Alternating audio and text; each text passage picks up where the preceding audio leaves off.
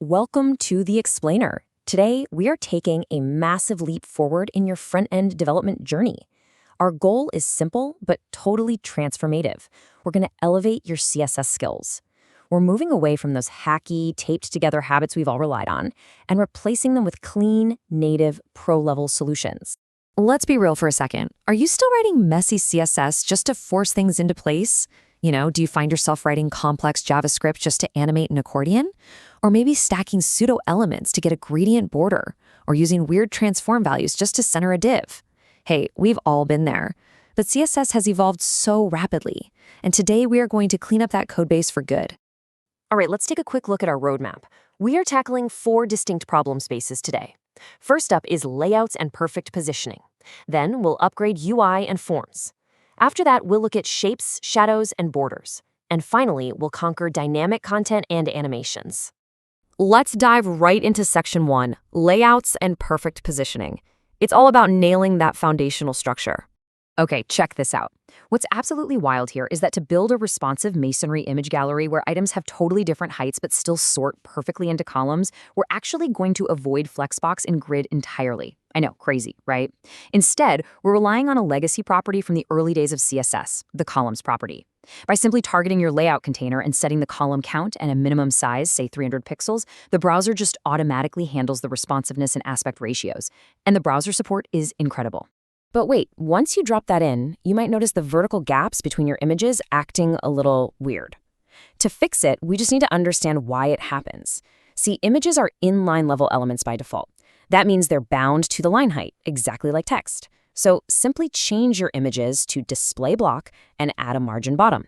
Suddenly, those vertical gaps are perfectly consistent and you didn't have to do a single complex grid row calculation. Moving on to absolute positioning. Think about this for a second.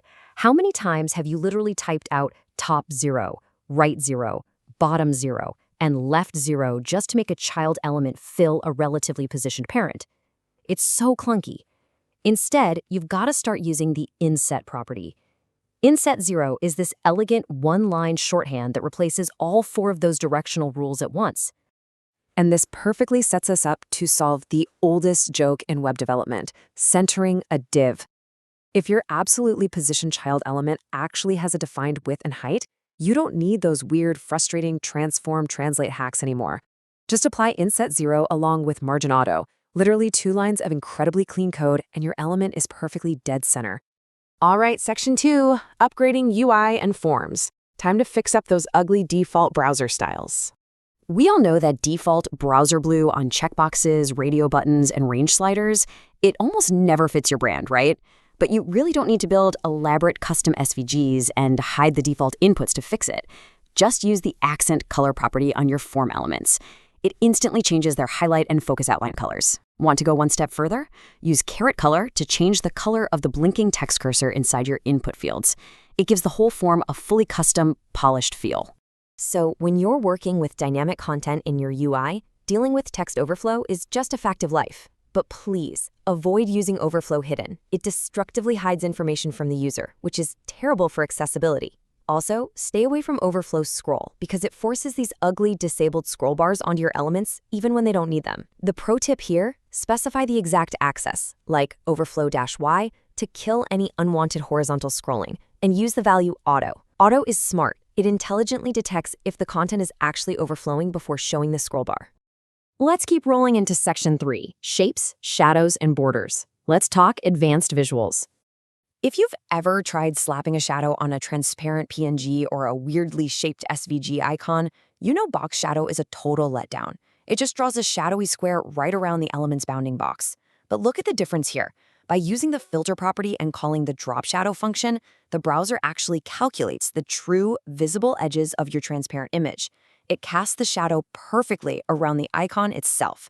It is a real game changer. Next up, let's talk about clip path.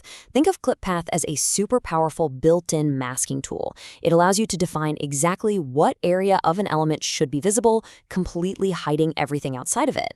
This saves you from constantly hopping into design software just to export complex pre-cropped SVGs. Honestly, you can just grab a shape from an online clip path generator and paste the CSS straight onto your image. And here is a ridiculously fun crossover trick where our tips combine. Take a standard HTML checkbox, apply a clip path shaped like a circle to slice off those square corners, and pair it with that accent color property we discussed earlier. Boom! You instantly have a custom, branded, perfectly round checkbox without writing any complex custom HTML.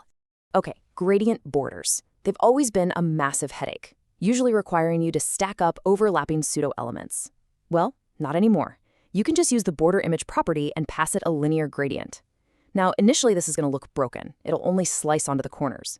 But the secret sauce here is to simply add the number 1 to the very end of your linear gradient value. That forces the browser to slice the image across the entire border perfectly. You can even toggle specific edges on and off. Finally, Section 4, Dynamic Content and Animations. Let's bring these UIs to life. When you're building tooltips or hover cards with pseudo-elements, hard-coding the content string in your CSS is just tedious. If you have 10 buttons, that's 10 different CSS rules. To clean this up, use the attr function. This brilliant little function pulls a value straight out of a custom data attribute in your HTML markup, like a data label, and injects it directly into your CSS. So now, one single CSS rule can dynamically handle an infinite number of unique tooltips. Now, let's tackle a classic boss battle, accordions. Animating an element from 0 to a dynamically calculated height based on its content is notoriously difficult. Currently, there is an experimental CSS function out there called Calc Size Auto, but check out that tiny 0.02% support metric. Relying on that in production right now? No way. We need a stable workaround. So, what's the workaround? We can actually build a buttery sued accordion transition by manipulating CSS Grid instead of raw heights. You basically set up a grid container with 2 rows. The first row is your visible summary, let's say 1.5 EM. The second row holds your hidden content. Set that row to 0 fractions or 0 FR and use overflow hidden. Then, when your JavaScript toggles an open class, you just transition that second row to 1 FR. Grid mathematically handles the expansion dynamically, giving you a perfect animation to an unknown height. For our final trick, let's look at the conic gradient function. Unlike a linear or radial gradient, a conic gradient transitions colors by rotating them around a center point, pretty much like a color wheel. This is your absolute secret weapon for building those modern, dynamic, rotating border animations or sleek loading spinners, all without relying on heavy JavaScript or animated SVGs.